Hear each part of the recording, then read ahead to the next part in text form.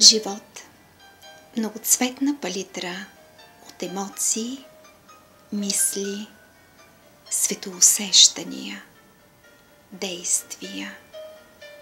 Всеки един от нас е уникално красив и многоцветен. Всеки един от нас е дошъл тук със своите поискани опитности. И начините да ги преживеем са различни за всички ни. Няма универсално лекарство. Няма грешно и правилно. Това, пред което лекува душата ми, а твоята остава безразлична, не би трябвало да бъде повод за противоречия. Всичко е творение на Бог. Богът в мен не е в състояние да порицава Богът в теб. Всичко е многоцветна, вибрираща палитра от безгранична енергия. И ако си създал здравословен проблем, само твоят висш аз ще ти каже кой е пътят към твоето изцеление. Няма универсална медицина. Няма универсална терапия.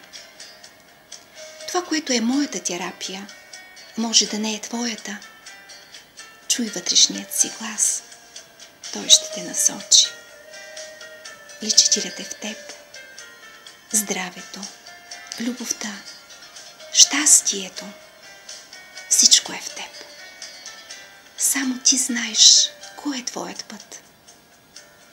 Аз мога да споделя своите опитности. Мога да споделя какво е проработило при мен, но твоят път може да е различен.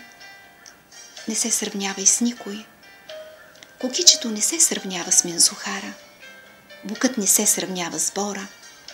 Но майката земя нямаше да е така прелесна без всички нас. Ти си единствен и уникален. Ти все още не познаваш силата си. Време е да си припомним думите на Исус, звучали преди повече от 2000 години. Ще дойде време и ще правите чудеса по-големи от моите. Да събудим божествената си същност, да й се доверим. Егото ни е необходимо, когато сме в състояние на частица според квантовата физика, но божественият ни аз ни помага да влезем в състояние на вълна. Тогава не се усещаме капчицата, а усещаме стихията на океана. Можем всичко, доверявайки се. Не се борим, защото не сме частица, а сме вълна от хармония, любов и щастие. Малкото, ограниченото, частицата е заплашена, затова се страхува и се бори. Вълната е могъща, необятна, силна. Тя е цялото. Тя е океан.